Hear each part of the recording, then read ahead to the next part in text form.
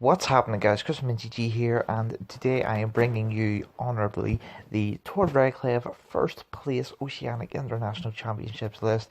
Shoutouts to Limitless TCG for having the list. Link will be in the description, so please check that out. So let's run through the deck list, run through some of the card choices, and maybe we can dissect this list down into why Tour played such a magnificent list. This is Gardvoir Zoroark. To start off with the Pokemon, we have 4 Zorua and 4 Zoroark. No room for the baby stand-in Zoroark because it's just not as useful as it is in Galizapod, so no room for it. 3 Tapu Lele because consistency. Tord is all about consistency, and 3 Tapu Lele is exactly that. 4 routes, 2 Gardvoir GX and 1 Gallade. No room for Kirlia. Gets devolves is not a thing anymore. Just really unnecessary, I suppose. 1 Mew-EX and 1 Giratina because the 2 decks that Gardvoir used to really struggle against were the Greninja and the Buzzwole. The inclusion of these 2 cards just give the deck more of a fighting chance, I guess. Obviously, Gallade in this deck's just really good because you get to put the stack at the top of your deck to make the Zoroark draws that much better, and of course the opposing Zoroarks die to the sensitive blade, just really good. So yeah, that's all he's playing for the Pokemon. For trainers, we have 2 Mallow, 3 Bridget, 3 N, 2 Guzma, 2 Sycamore, 4 Ultra Ball, 1 Max Potion, 1 Field Blower, 4 Puzzle of Time, 3 Rare Candy, 1 Enhanced Hammer, 2 Evo Soda, 1 Choice Band, 1 Floatstone, and 1 Parallel City. So it is kind of a skimpy supporter line. Only 2 Sycamore, only 2 Guzma, 3 N as well. So the deck's really tight to throw in a Gardvoir package into a Zoroark deck, which just basically is, it is Zoroark Gardvoir, not Gardvoir Zoroark. So you had to make cuts. Sycamore isn't that necessary in a Zoroark deck anyway, but only 2 Guzma, dropping it down an N, that must be tough.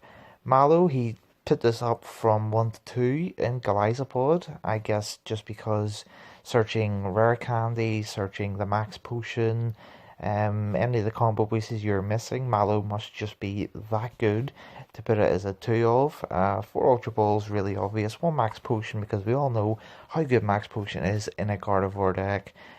Due to the fact you're playing Puzzle of Time and Gardevoir's GX attack, you can play Broken Var just as you would be able to before, so that's just really good.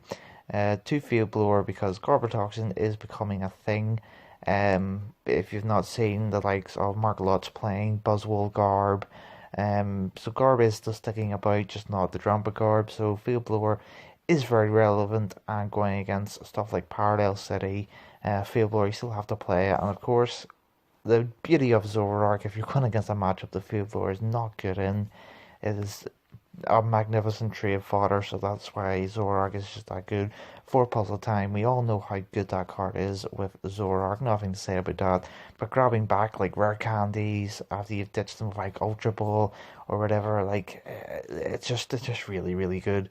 3 Rare Candy because yeah, just turbo out your Gardevoir. You're not playing Curly obviously, so this is really necessary, which is probably why Mallow is at 2, because it is just that necessary.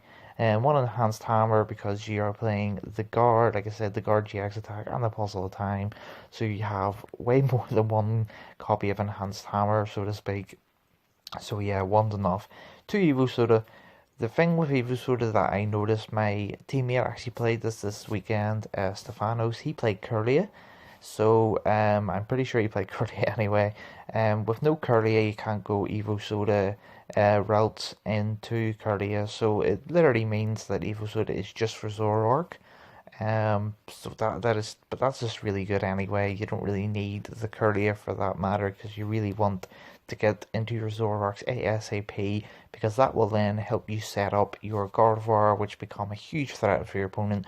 So you not only have to watch Zoroark trade away to get the hand that they need, but you also have to keep an eye on the Gardvoir, building up the Infinite Force math. It's just a lot to take in, so it sort of really puts that pressure on the opponent. One Choice Band, one Floatstone. This must just be a space issue because we all know how good Choice Band is this format. Maybe you only need it once.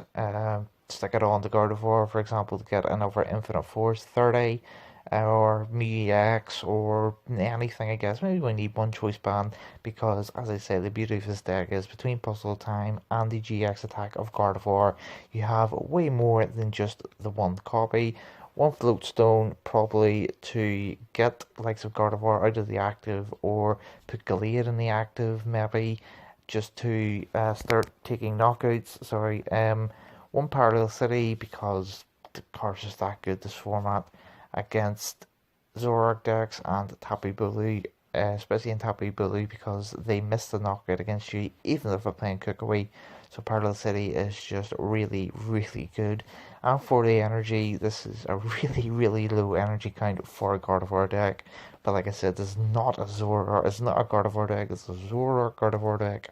So I guess this works for DCE, for Fairy Energy, because you're not really looking to build up massive Gardevoirs and just keep them sitting there for like a prize trade or whatever. You're playing like sort of Broken Var with the Puzzle of Times and the GX attack, so you can max potion off to heal it and go for 2 shots rather than the 1 shot of the past Gardevoir deck.